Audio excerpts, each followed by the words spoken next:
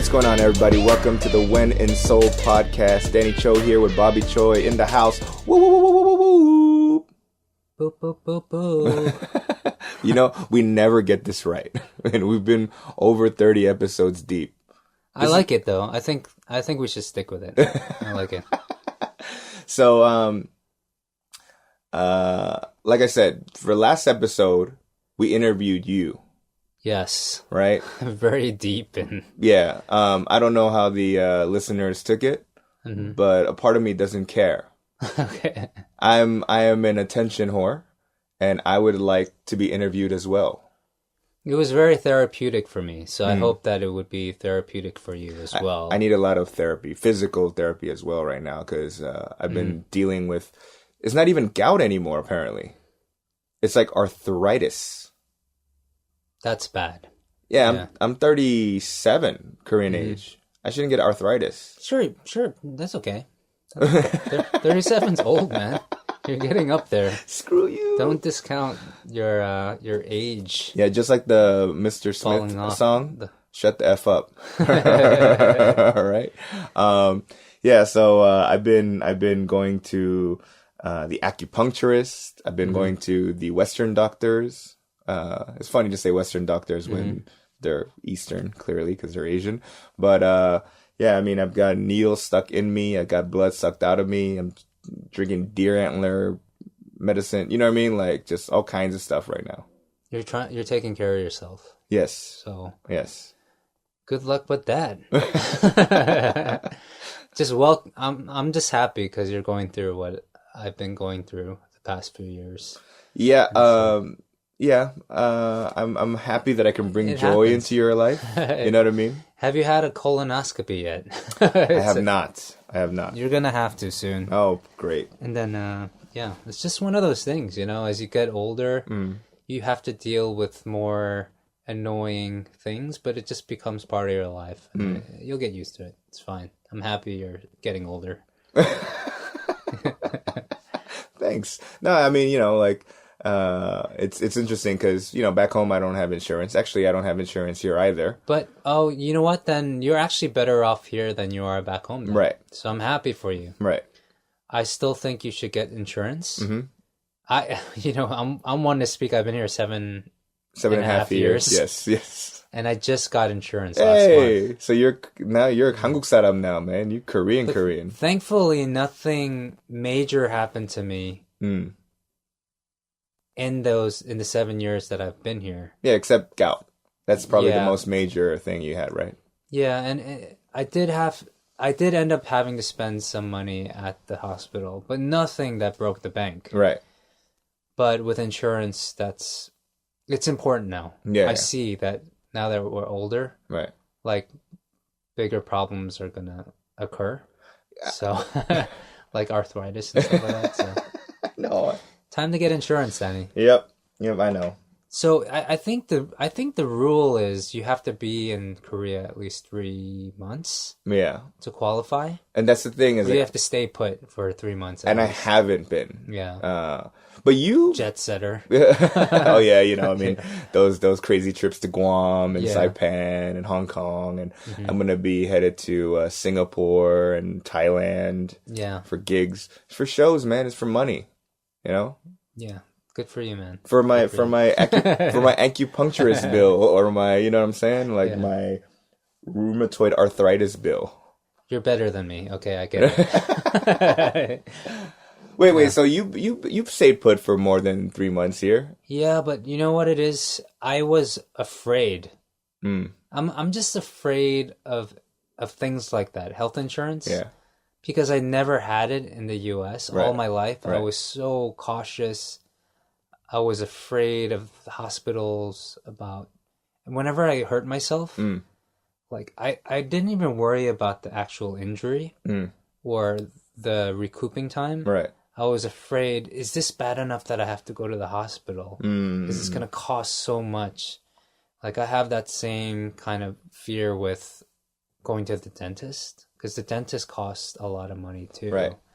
Depending on what you're getting done. And so I've had to live so cautiously all my life. When I got to Korea, I didn't believe that it was an easy thing. Because in back home in the U.S., it was just always a difficult place to be in if you didn't have insurance. Right.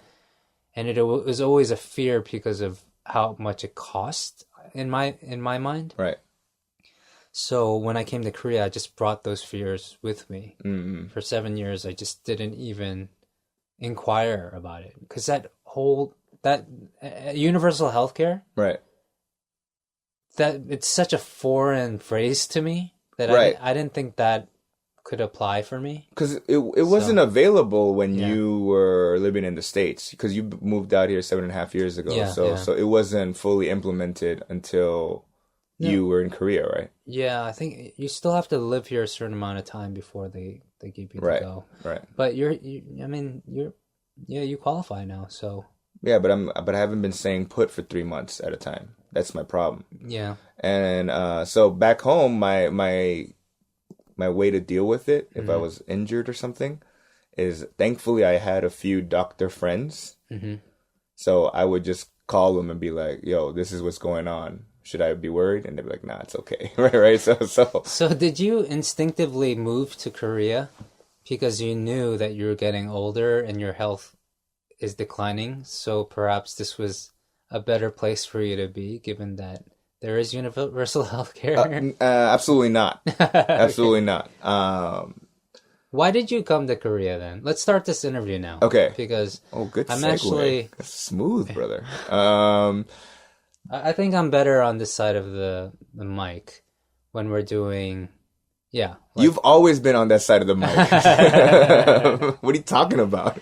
I just feel like I like interviewing people more than being interviewed, perhaps, because when I'm being asked questions, it's hard for me to just straight up without having to have that process in my head to really say what I believe, because I need to remind myself if I actually believe that, it's this process I'm not comfortable with. But I'm okay putting that pressure on other people. So. And I don't have to curse. I mean, you don't have to curse. So why did I move to Korea? I think the idea was kind of always in my head since I first came to Korea 7 years ago to visit you. Okay. Right. But before that, you never had any desire to. Not really. I mean, all my friends, they described Korea to me before I came here as just a place to party. Okay. You know what I mean? Like, especially for guys. Okay. Right? It was like, you could meet a lot of girls and blah, blah, blah, and you could party, yada, yada, yada. That's how it was always described to me back home. And so I was like, I mean, I can party in LA. Like, what are you talking about, right? Mm-hmm. And then you came here 7 years ago to visit me. What happened? We partied, met a lot of girls. But more importantly, I mean, I remember doing stand-up comedy in English here when I moved out here. I did a tour, and I was just thinking to myself, and you actually said, Danny, you can probably move out here and try to help grow the scene, because the English-speaking stand-up comedy scene here isn't as developed as, say, countries like Hong Kong. They have and Singapore and Malaysia. They have 3 Malaysian Netflix specials on. Oh, really? Okay. Yeah, I mean, then they all speak in English, right? So the idea was, okay, this might be a thing, but it was just kind of like, nah. I always enjoyed Korea just to visit you and the friends I have here and have a good time. You know what I mean? Like, hang out, party. And I always thought that you out of all my friends back in LA, I always encouraged you to come here because I really did think that you could find a footing here. Even down to your our favorite pastime, hanging out at a 편의점, right? Like at a convenience store, just at a plastic table. That's what I like to do. People watch and talk and just hang out. Because you can appreciate the little things. I felt like if you came here, you would have a great time. You would definitely know how to make the most of it. So. And so it was always on my mind, but I think what kind of pushed it over was about 2 years ago, I did a show in Malaysia for Comedy Central. Oh, right. I right. remember that. And then I was, you know, my friend Walter Hong, who was a guest a few episodes ago, was also there. So we were talking one day, and I was just kind of angry and bitter about the entertainment business back home. Being in Malaysia made you think that way? No. I was at for a few years. Oh, okay. Right, but I was angry and bitter about the entertainment industry, like Hollywood. Just how hard it is. Yeah, and you know, just kind of like and I was still making a living. You know what I mean? I would book like 2-3 commercials a year. I would do stand up. I would, you know, yada yada yada. But a lot of those roles that you got in commercials and TV shows, they were very stereotypical roles. No, not stereotypical roles. They were just like unfulfilling. Yeah, they just needed someone like someone like weird looking, and I would get them because I know I'm weird looking, right? I know that if the character for this audition required like someone kind of odd and strange looking, then I was like, oh, I got a call back for sure. I got this. You know what I mean? And so like I knew how to do it. You know? Didn't Bobby Lee give you that kind of advice before? Yeah, Bobby Lee was like, Bobby Lee, I remember he gave, I was still a business consultant. This was at about 2006. And he goes, Danny, I need someone fat and retarded looking to come to the set of Mad TV by noon. So I was like, okay. So I went. And so during break, he's like, you have an agent? I said, no, man, I'm a business consultant. What are you talking about? He's like, dude, you should get an agent. And I was like, I don't know how. He's like, he goes, Danny, there's 2 types of people that make money in this business. Really good looking people and mutants. And you're a mutant, my friend. Right? And I was like, thanks. He gets on his phone and he calls an agent. And he goes, Lawrence, I got this kid right next to me. He's Danny. He's odd looking, dude. You know what I mean? Like he's like fat but agile. It's weird, right? You know? Goodness. You know? And then so the next day I go to the office. I don't have headshots. I don't have anything. I don't have a resume. And he goes, you're perfect. And I got signed on the spot.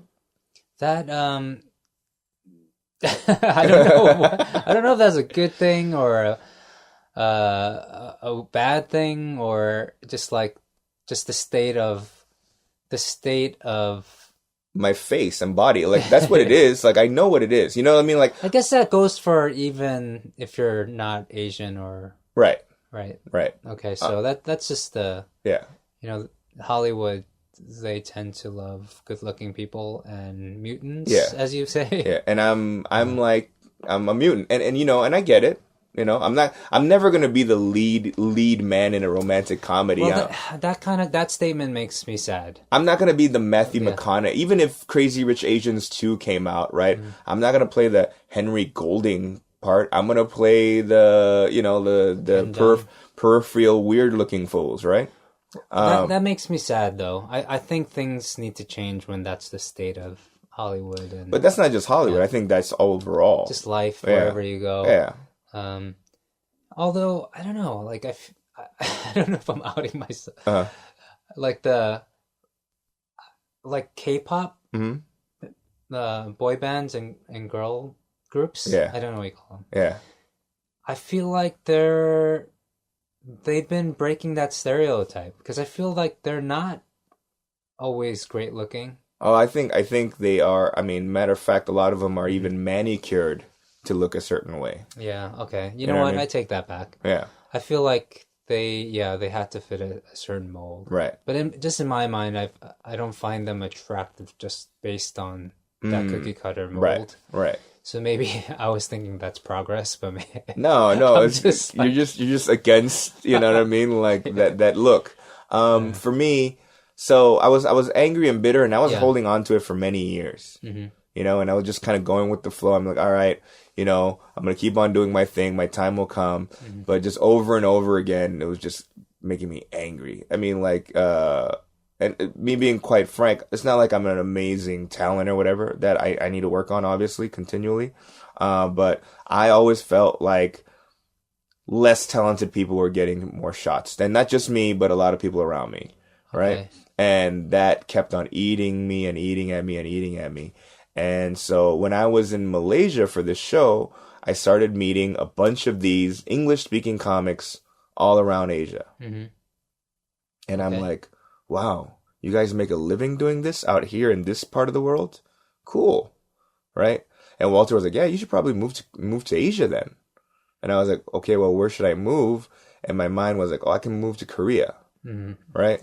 So, because when I talk to a lot of the bookers out in the Asian countries, they're like, well, it's too expensive to fly you from the U.S., right?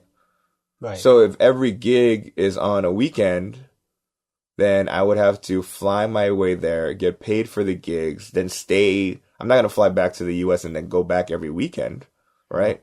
So then I would have to most likely stay in the region, right?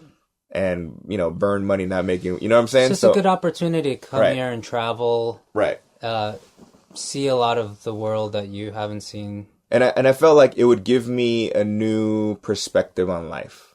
You know what I mean? Like, I think I needed to kind of just get away from that negativity because I knew it wasn't healthy for me. Just need a break. Yeah. From all that. And so I came out to Korea thinking that, all right, on a quarterly basis or on a monthly basis, I would go fly out and do shows all over Asia in English. Mm-hmm.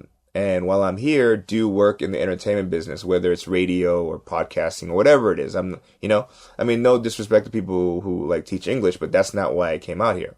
Mm-hmm. Right. And so that was kind of my initial plan. You've been here a year now, so how many countries have you visited to do stand-up? So far 5, and I'm gonna lock down maybe 6 or 7 more.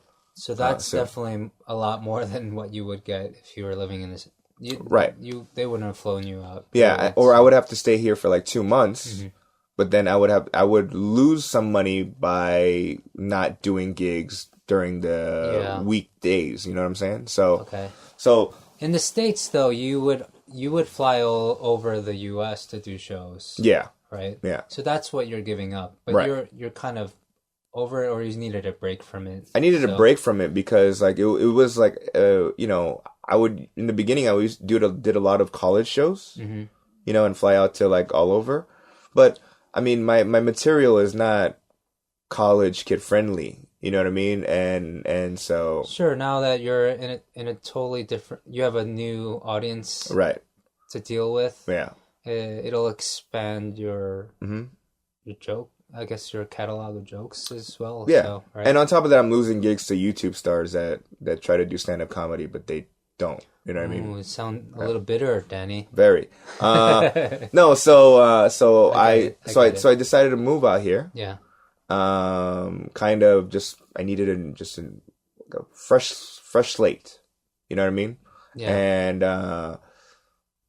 like I was doing like gigs, like I did radio gigs for a little while, and then I met with the team that put together the first Korean language Netflix special, comedy special. Yeah. bbang special. And so I met with that team, and the head guy there, he goes, hey, there is a group of kids that do stand-up weekly in Hongdae. Mm-hmm. And I was like, oh, word? So I go meet them. And the first day I meet them, like Korean, it's ageism, right? So I'm older than all of them. And then they go, hey, this guy's been doing stand-up for like 17 years back home, like blah, blah, blah, blah, blah. So I, in the beginning, this is a term that I learned. I became a konde. A konde is like when you start like giving advice without being asked for it. Okay. Yeah, I learned this recently. Yeah.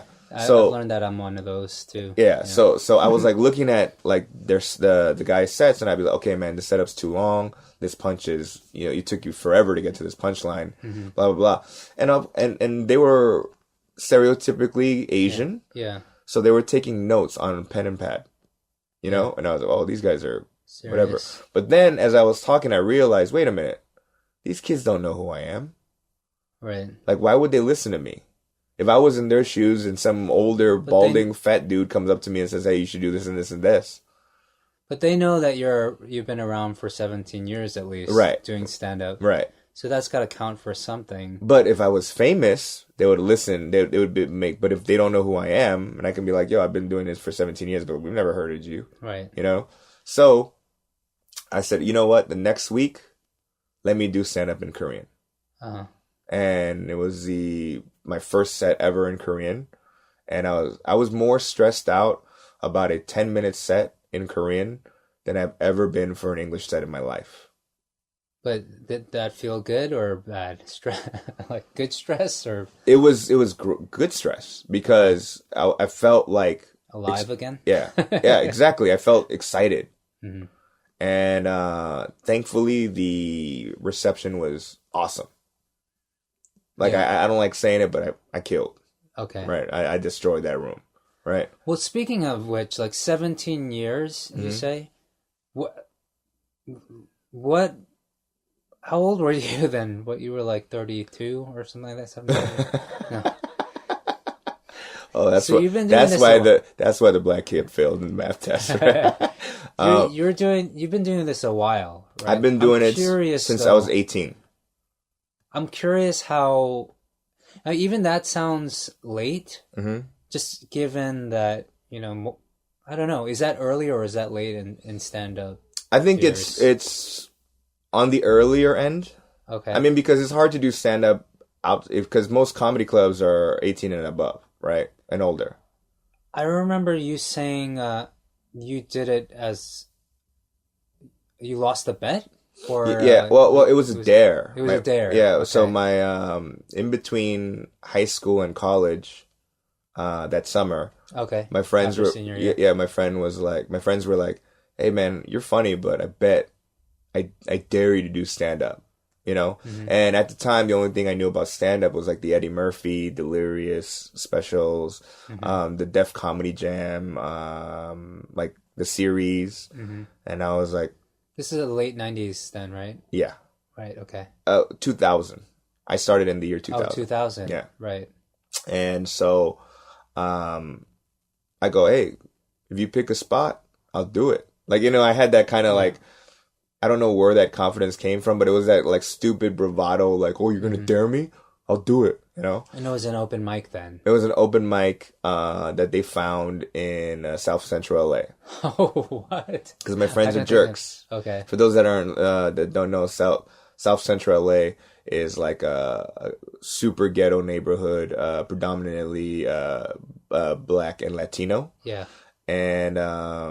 yeah, it's where the riots started, and the LA riots in '92 started and stuff like that. Anyway, so I go in to this place. My friends are there, and I am the only non-black person in that room. Right. Like audience, performers. Everybody was black. Owners, right. Workers. Yeah, okay. It was black. So I was like, okay, whatever. And I knew it was a bad area. Because when I drove to the gig and I parked, there was like dogs like barking. Mm-hmm. Now that doesn't happen in any comedy club nearby, right? So I walked in and it was some sort of like big restaurant, you know. Was it in Seogyeodong? His dogs barking all the time. So in my mind I planned for like a 5 to 10 minute thing, like a set, and as they're calling my name, they pronounce my name all jacked up. They call it like Danny Chu. So like I'm walking. And before I even get on stage, one of the women in the audience was, oh, he's Chinese. He ain't funny. Oh, really? Straight up. Okay. So instead of the 5 to 10 minutes that I had thought of, mm-hmm. I made fun of her for my whole set. No way. Yeah. Do you have tape of this? No. Oh, yeah. I wish there was like recording of it. But what saved me, what I knew that I was good at was that back when we were kids, we did like your mama jokes. Okay. Or whatever, you know what I mean? So like that was kind of the foundation of why I knew I could make fun of this lady. Mm-hmm. So in the beginning the crowd was like, "Oh, who is this kid? Like that's like the only Asian kid and I'm just ripping into this lady, That's funny that you started your career essentially doing crowd work. Yeah. And I don't do crowd work anymore, you know what I mean? Yeah. But so I was like, You know, like, how dare you wear a skirt with those ashy knees? You know what I mean? You look like you write with a chalkboard with them knees, and then you know what I mean? Like I was talking about her teeth and her face, and I just went, and I was like, ooh, you know, like your face is birth control. I went crazy, right? You won the crowd over. Oh, yeah, the crowd went crazy. Okay. And so that experience made me go, oh man, like this is awesome. Like this feeling of making this crowd just I don't want to say in a frenzy, but that positive like laughter. Oh, that made me feel so great. You grew up in East LA, right? And you were surrounded you were like the only Asian kid there, right? Yeah. For the most part. Did you find yourself, you know, you live in a pretty rough neighborhood in East LA. Did you find yourself being the funny kid to kind of get yourself out of trouble in any sense? In the beginning, I had to fight everybody, like physically fight everybody. Okay. The thing was, until I was 12, I was this height. So I've been this height since I've been 12. So from elementary school to about 6th grade, I was the biggest kid.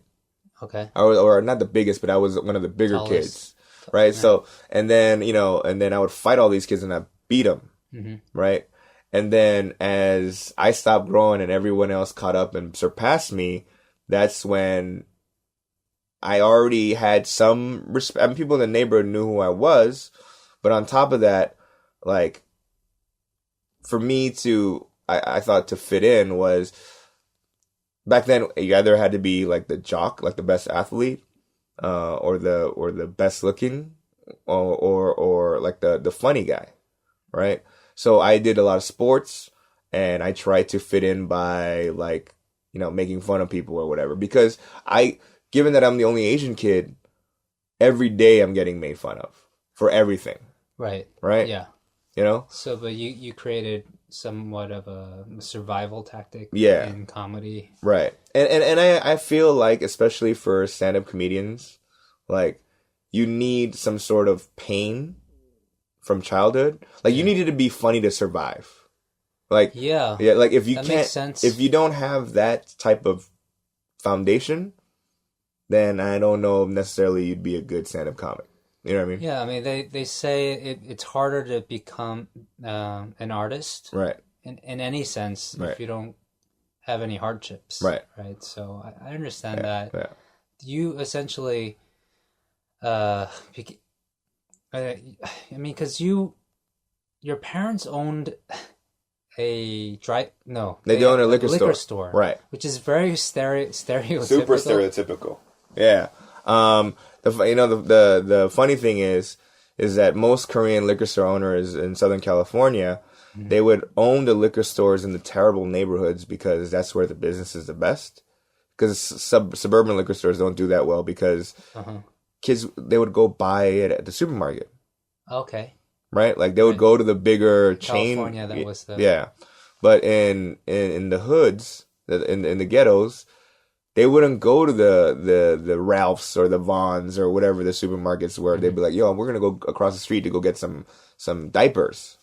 You know what I mean? Did you ever have, did you work there as a kid? Yeah, I worked there.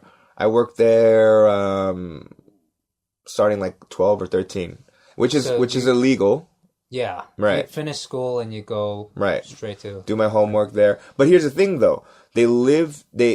Most Korean liquor stores would be in the hoods, but they would live in the suburbs. Okay. My parents thought it'd be a great idea to find a liquor store with a house attached to it in the back. Okay, so you live behind yeah, so matter of fact, there was a window from the store that if you go through that window, it's our dining room table. Oh, it was attached. It was attached, right? Okay. And so that's how I grew up. Like I was our family was there since I was like 2. And did you have like bulletproof glass and stuff like that? Like no. You know, like in the movies, there.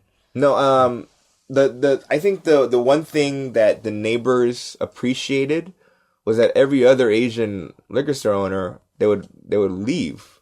Yeah. So in their minds, they'd be like, oh, they're just taking from our community and leaving. Mm-hmm. But we lived right behind the store. Right. So I think to them, we were more a part of the community than everybody else. But you were still exposed to danger. Absolutely. Right? Absolutely. I mean, robbed a few times. And I have actually, I remember when I was like 4, you know what a chuchuba is? Yeah. A chuchuba is icy. Yeah. But the ones that you break in half. Yeah, you know, and then you can have the one with the reservoir tip, or then you have the other one, right? Yeah, that's an Asian thing. That's a Korean thing. Yes. As far as I remember. Yeah, I don't know what it's called in English.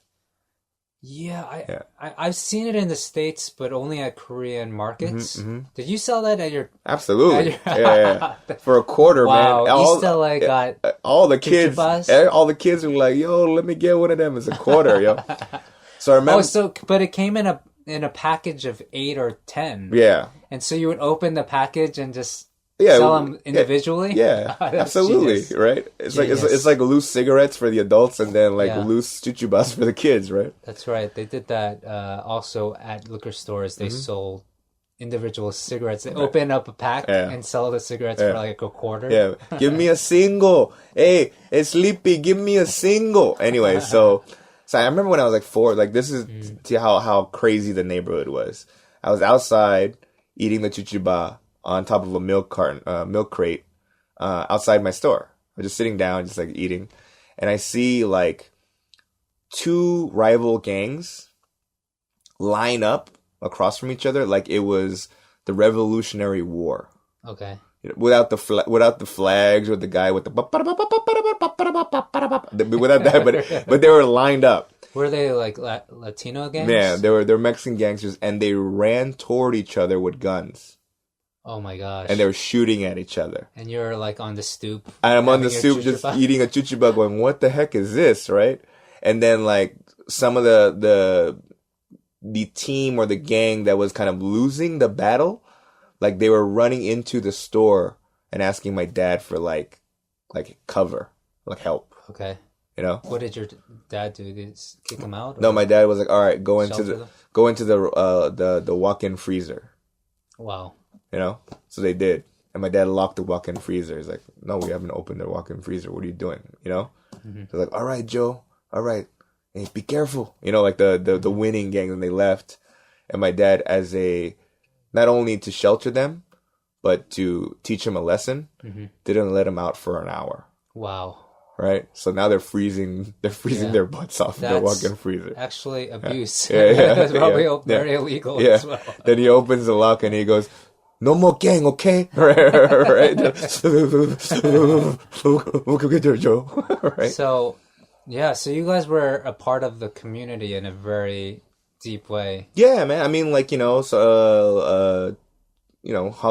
the kids would love to come to our store, but, we're not going to give them, like, the whole bar of Snickers, but they would love, because we had the most candy in the whole neighborhood, right? So they would always come, and I would be outside, like, giving kids, candy. Would you ever barter at school with candy and chuchubas and stuff like that? So this is what happened in the beginning. Like, so I went to this school where, like, people of a low income, they would get some sort of like coupon to get like government lunch. Right. My parents got those. Yeah, my parents were above that limit, so we couldn't get that lunch. In the beginning, my mom doesn't know how to really make an American lunch. So while they're getting like the microwavable burrito or like the square pizza and then the orange juice or whatever, I have like kimbap or like bokumbap with like, you know what I mean? Like, and then on top of that, my mom would get like an Arrowhead water bottle, but fill it with like poricha, the barley tea. Okay. So, you got picked on a lot. Oh, dude, they said I drink pee. Like, Chinese people are weird. Like, that's what they were saying, because I'm drinking pee and eating like, oh, what is that, dog? Like, as I'm eating, like, no, man. And did they really call you Sleepy? Was your my gang name. I'm not even a gang, but you know what I'm saying. So because your eyes were because they thought they were. Yeah, you were like, oh, wake up, fool! Like, wake up, fool! You're rude, Holmes. Like, they were always, they tell her, hey, sleeping, teacher, right? Teacher's like, he's smarter than all you kids, right? Right? Let him sleep. No, so like and then finally I complained to my mom, like, yo, I'm getting into fights because of this. So my mom would make a sandwich, but she didn't know that if you put an egg in a sandwich with cheese, it's good right when you eat it. But if it stays till noon, then the bread gets soggy, starts smelling weird. You know what I mean? And so, but what they did was, we're at a liquor store and it's attached. Mm-hmm. So then I can get my pick of chips and drink. Right. So I would get like the Flaming Hot Cheetos. Yeah. With the 99, the big bag, right? Yeah.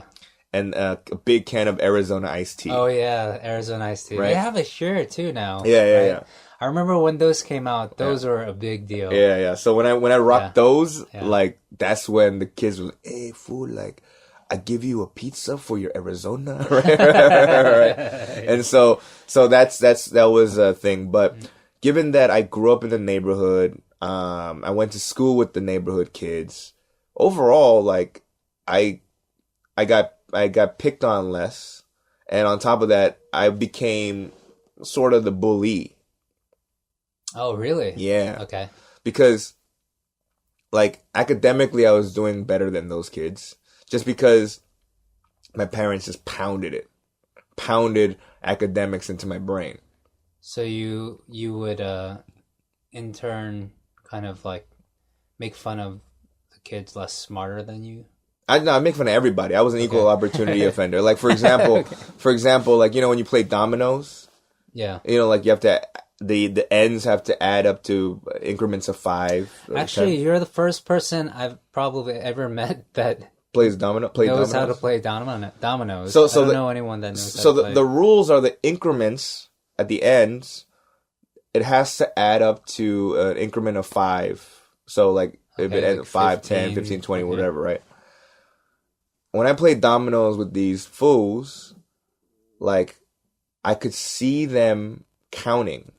But not with their fingers, because they only got 10 fingers, but it goes up to 20, 25, right? Mm-hmm. I would look down and I could see, like, their toes moving up. You know what I mean?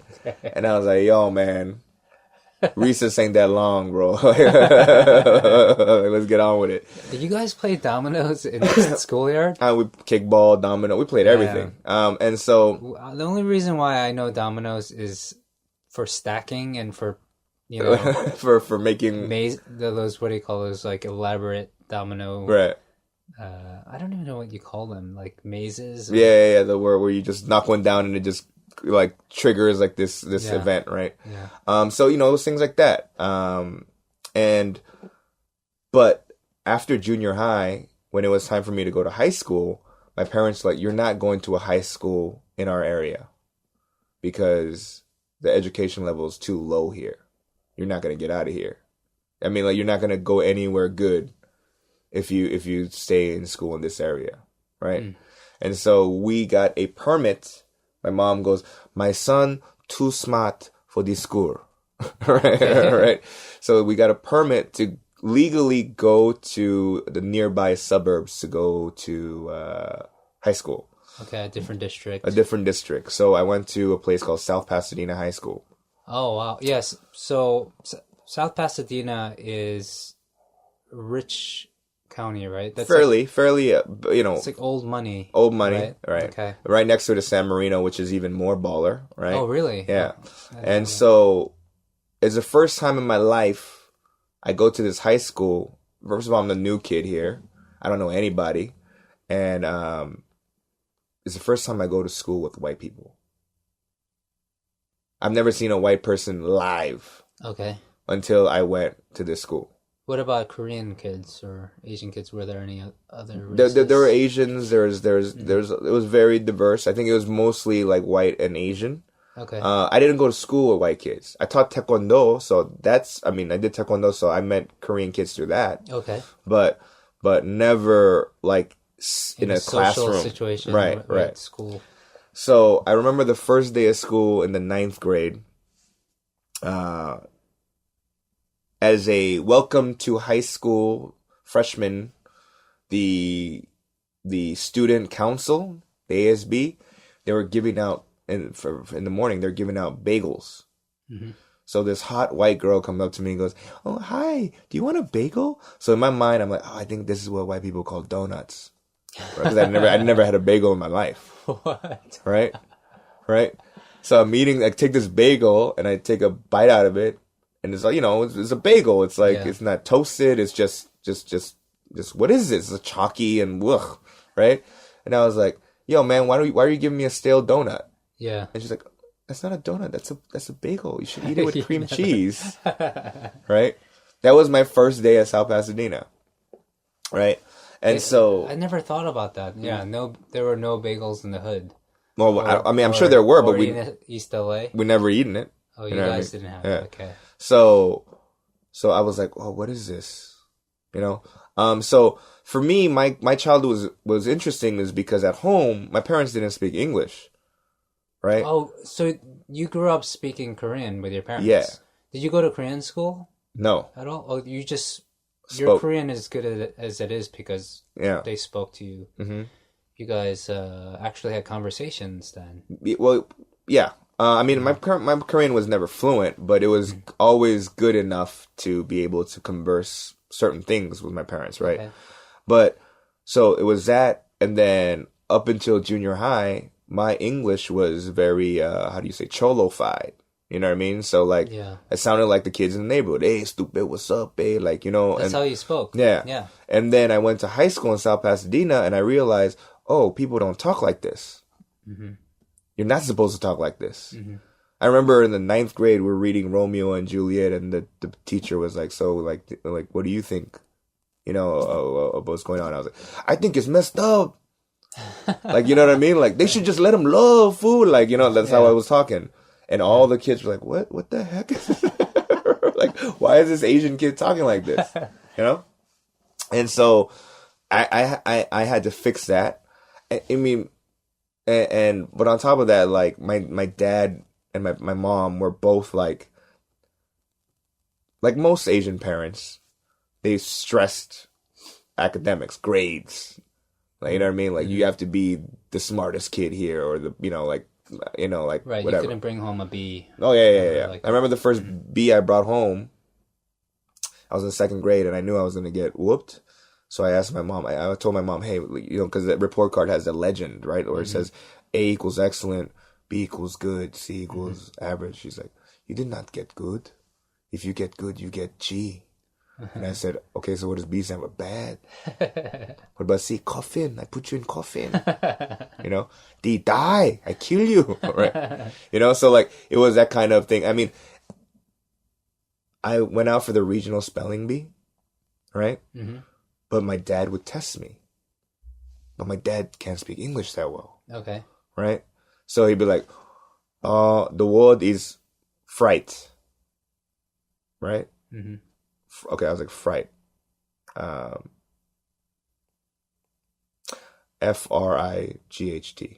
Right? Mm-hmm. So that's wrong. Okay. Right? And then I go, "So how do you spell it?" It's like Freigh. It's freight. Freight. But then here is the rule. I get one wrong, I get smacked. Okay. So that was my dad's way of teaching me. Okay. Everything you got wrong, you get smacked. Okay. Right? But I was like, "It's not my fault. You mispronounced it. So you should ask for it in a sentence." I was like, "Okay, can you give me fright in a sentence?" He's like, "I have a lot of fright." So like, I grew up that way. You know what I mean? Your parents.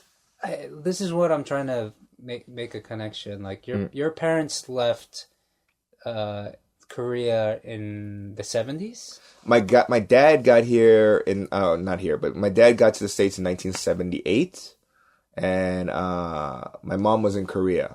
They met for 3 days and got married. Okay. So my mom's mom saw my dad work at a fish market, mm-hmm.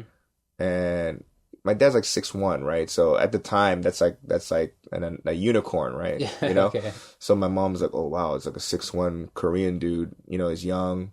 And looked at his fingers. He had no wedding ring on. So it's in the late 70s. So he's like, "Hey, come to my house. Let me cook you Korean meal." My dad was like, "I haven't had a Korean meal in a long time." So he goes to this ajuma's house and he starts eating. And my grandma goes, "Oh, I like the way he eats. He eats like a man." Okay. So she goes into her room, gets a picture of my mom and gives him some money and goes, go marry my daughter. Oh, wow. And my dad's like, "Oh, all right." In Korea. Yeah. So my dad comes to Korea, picks up my mom, goes back to the U.S., gets married. In Korea? Yeah, no, in the U.S. Yeah. Oh, wow. Yeah. So I was born in the States. Okay. Yeah. Holy cow. Yeah. All right. So, from what I know, like Korean parents, our parents Mm-hmm. being raised in Korea, Mm-hmm. school, they were allowed to hit the kids and Oh, stuff yeah. like that, Yeah. right? So, and our parents, they definitely hit their kids. Right. I hear stories from my mom, like her mom was like would hit the kids. They were fearful of their parents, stuff like that. I never got hit by my parents. That's another thing that they left behind in terms of their culture. They didn't teach me Korean culture. They didn't hit us, stuff like that. But your parents were a little different, right? Oh, they were old school. They would definitely, they brought over certain cultures from Korea, would you say? Absolutely. I mean, I actually do remember the first time I got hit. I was 2, and I remember this because it was that, I don't want to say traumatic, I guess. Mm-hmm. Like, I remember I was sitting down on an electric blanket in the living room. I was watching TV or whatever. And my parents and my aunts and uncles were in the kitchen and they were just chilling. At the time, my dad was a cigarette smoker. Mm-hmm. So I remember, like, I sat down on the electric blanket and it was kind of cold. So I tried to crank it up all the way to high. Cranked it up. It wasn't hot enough. So I got my dad's lighter, which was on the kitchen table, or the coffee table, and I lit the electric blanket on fire. Oh, what in the world? Yeah. I thought it's kind of, at the age of 2, I think it's kind of genius, right? To be like, oh, this will make this hot, which is correct. Right. My dad runs out. He's 6'1", he's athletic. He runs out and he puts out the fire and he proceeds to put me out too. Like stomp me out. Oh my goodness. Right? Okay. So I'm covering up and I could see my mom. And at the time, at the 2, you don't know the concept of mom and dad. All I know is that dude is scary, but that lady is awesome. She feeds me. She hugs me. Yeah. When I take a crap, she cleans my, she changes my diet. I love that lady. You know what I mean? So I thought that lady was going to come save me. Mm-hmm. But instead, it was almost like wrestling. My mom tags my dad. My dad takes a break. And then my mom starts to beat on me, right? Oh, wow. Right? And I was like, oh, that sucks, Well, the question I have for you now is, when you have kids, do you think you'll use that kind of I would spank. I definitely would spank. I would definitely spank to a certain age, Yeah, I mean, such a sensitive topic right now. Yeah. They don't allow hitting in school. Right. I think in America it was allowed maybe 100 years ago. Yeah. But I don't know. Actually, I don't know that history as well. I would hit my kids, but not not the way they did. I mean, they were on the border of abusive, but it also comes from when they grew up. Right. They definitely got hit. Right. Maybe most would say even got it worse. Yeah. Like the stories my mom told me about even getting hit in school. Yeah. Just sounds really horrendous. Yeah, but I'll tell you what, I'll never light an electric blanket on fire. Yeah. I mean, you know what I mean? Like, it's a tactic. I'll never I'll be like, matter of fact, I don't even it's cold right now in Korea. I don't even have an electric blanket. Right? I was like, nah, man, that's just bad. It's traumatic. Every time I see an electric blanket, like I pass by the store, I have to smoke a cigarette, man. Like, actually, I'm really curious to know the state of that in Korea, that kind of culture. The hitting is spanking stuff like that in school. It's completely gone. It's gone. Yeah, okay. Because they'll take. Everyone has cell phones, so like they'll film it, but it's gotten to a point where someone on the it's on the news recently that there's a spoiled kid, not teacher, but her dad's kind of the head of some newspaper company or some like channel, and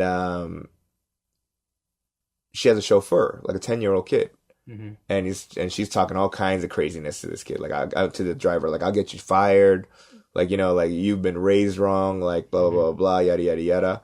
So what's the driver gonna do? The driver can't hit the kid. Yeah. So like he has to just take so he secretly taped her acting out, and then he released it into the public. Yeah. The dad had to resign from his position as the CEO of that company. Oh wow. Yeah. Okay. The point is that if there was some spanking going on, yeah, that kid wouldn't have acted up like that. Yeah, I think it's another conversation to talk about. How much do we coddle our kids, and how much do we, there's got to be some form of discipline that works. The line is, it's a hard conversation. I mean, right? here's another disciplinary act my parents did that did not involve hitting me. Was I forget what I lied about, but I lied about something, right? And so my dad takes me to the garage. And I don't know about most Korean families, but my family did not use the garage for cars. They use it for storage. Yeah. Right? That sounds about right. So there was, but it wasn't organized. There was just all kinds of junk in there, right? And the light inside didn't work, right? So there's like a canoe, there's like knives, there's all kinds. It's just dark, right? Is it also were your parents hoarders at all? Because I know Koreans that immigrated like in the 60s and 70s. Yeah. I always hear people, I know my family did it, my parents did it, where they had a hard time throwing away even like, what do you call it? Like paper cups from McDonald's. Whoa, okay. Okay. That's a little hardcore. But like, we're talking like... like plastic straws, stuff like that. Because in Korea, they didn't have those kinds of luxuries, I guess. It was more like just like unused, like non-working, like washing machines are in there. Like I said, there's a canoe in there. Like there's no lake nearby. What are you talking about? And your dad took you back there to punish you. And what he did specifically in the garage. He took me to the garage, and then he locked me in the garage. Oh, okay. And so I spent the whole night in the garage. The whole night? Yeah. Okay. No, that wouldn't fly today. Absolutely not. The light, there's no light inside the garage. So you were in the dark. So I was in the dark, and all I could see, the only light was like the crack underneath the door. Yeah. Right? And so like every time I felt like a shadow, like, oh, somebody's gonna come get me. Mm-hmm. So I was up all night, and for a long time I was afraid of the dark. Oh my, you know what I mean? So so that was not a good way to discipline me, and I like a part of me, it was a bit traumatic when I was a kid. Yeah. You know? I don't know, it became... You're still afraid of the dark, right? Kinda. Yeah, we talked about this. Yeah. So like now when I go to sleep, even if the lights are off, like I have at least a light from my iPad or like a cell phone. Mm-hmm. Like I'll play something on the phone, and so that light will keep me awake. So that kind of tells you maybe you shouldn't lock your kids. Yeah, I won't do that move. That's a bad move. That's a bad move. My dad liked to lock people in things. You know what I mean? Like the gangsters in the walk-in freezer. But what I felt like was all these kind of random, from hardcore to weird experiences, I think I had a lot to say on stage. Yeah, okay. You know what I mean? I had so much to say on stage because, like, even for Asian kids, I grew up kind of hardcore. You know what I mean? Like the stereotypical suburban kid. Mm-hmm. You know, I'm sure they got hit and everything, but I was like, your mom never tried to run you over with a car. You know what I'm saying? Yeah. Like, you know, like, mine did, right? So, and so things like that was kind of the beginning of like being Asian was kind of like my material. Mm-hmm. And then as time progressed, it turned into other things. It turned into like just observations or just things that I felt or just experiences in life that you didn't have to be Asian to understand. I noticed in your set in Korean, when you do your set in Korean, it's basically observations. Now, being a foreigner in Korea, you point out things that are, specific to your experience. Like for example, the bit that one of the first bits when I did stand up in Korean was that bit about how nobody here in Korea moves aside for when the ambulance siren rings. Right. Yeah. In the States, it's a law that you have to move to the right. You have to make way. And so one time I was in a cab, siren goes, and I tell the cab driver, "Hey man, like, shouldn't you move? He's like, "Oh, there's nowhere to go." And he turns on the radio louder, right? Okay. And to drown out the sound of the siren, I was like, "Yo, man, that's a good song, but that dude's dead." It's like it's a hearse, with lights. But the odd thing is, if you order jjajangmyeon at your house, it comes to your house in 7 minutes. So I tell my friends, if I get hurt, don't call the ambulance, but order some jjajangmyeon. Right. You'll probably get to the hospital faster. Okay. Right? There was that kind of humor, that kind of observation and humor. You know what I mean? And so I think I do feel that there is a definite hurdle for me here. Obviously, language is a big thing, but ultimately, I don't think I am good enough to be able to voice my thoughts or like express my thoughts clearly or effectively compared to a Korean. Well, now your stand-up is taking a different form, right? You have a different platform, essentially, and so. But I've seen Koreans appreciate your comedy for what it is now, although they don't know what it was. Right. In the States, they do know you come from a background of stand-up comedy, and that you've been doing it for a while. So, but they only know the version that exists that you're creating now, right?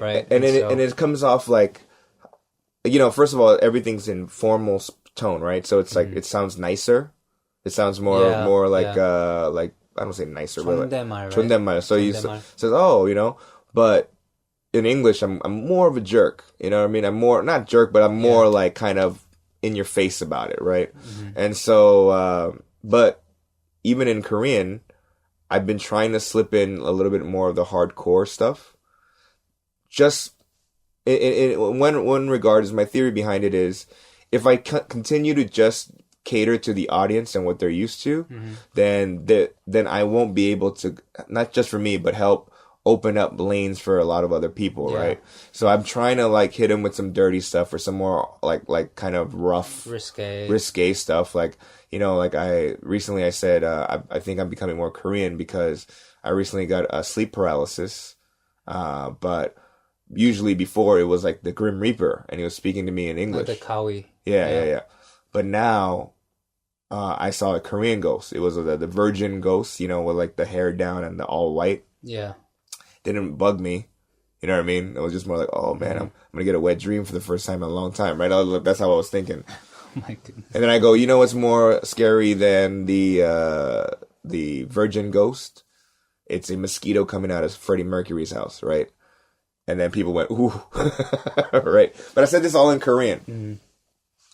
So yeah, there's people that are gonna laugh, there's people that are gonna be uncomfortable, you know what I mean? But a part of me right now is not trying to get all the jokes to be like everyone's sweet spot. Some of them I want to open up so that I'd be like, okay, that way I want other comics to not be afraid to try out. So you're pushing boundaries. That's my philosophy on doing stand-up in Korea right now.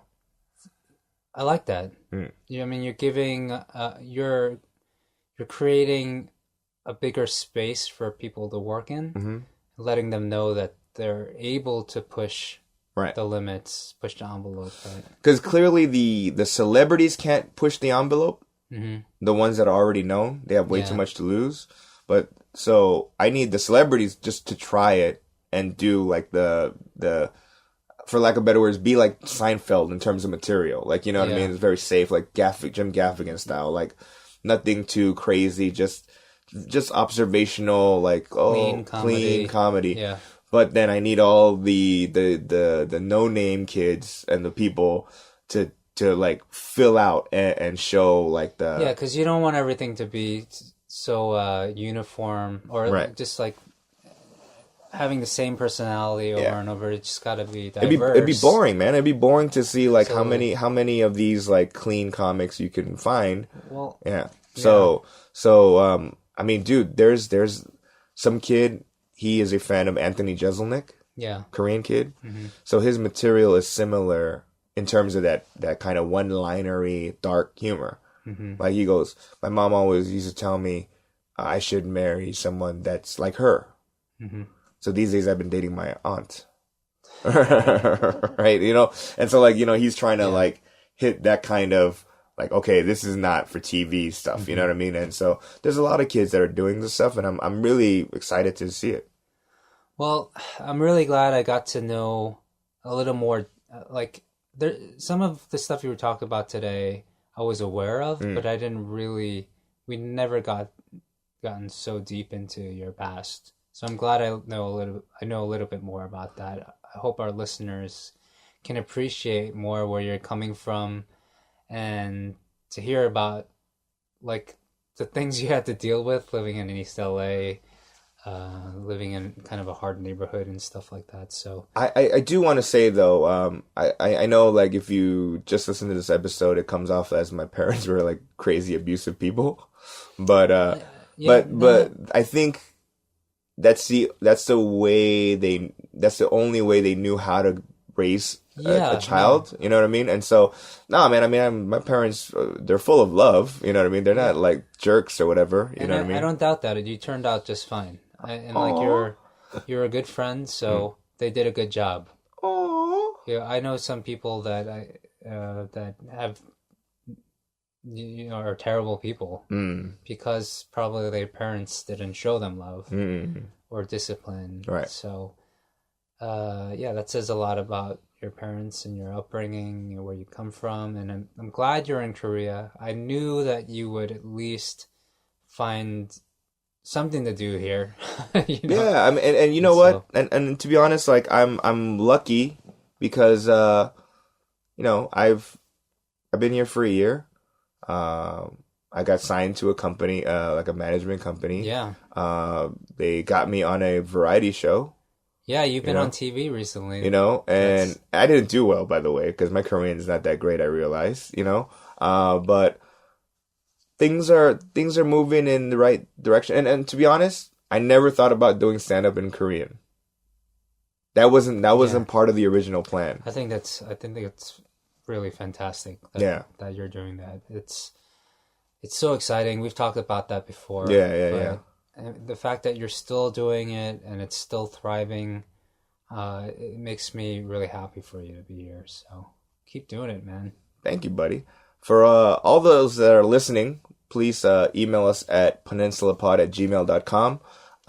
If you want to come check out a show in Korean, just email us and I'll tell you where to see me next.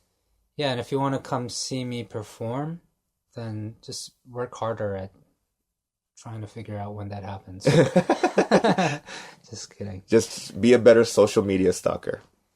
Anyway, thanks for listening today, guys. I know that we've kind of went off our normal. Yeah. We went when in Danny's life instead of when in Seoul today. But hopefully, you know, you guys got entertained or you learned something about me. Better understanding of where we're coming from and why we live in Seoul, why we love it here. And hopefully we can get back to business and talk about stuff you really want to hear about. And so let us know how we did. Thanks, everyone. Bye.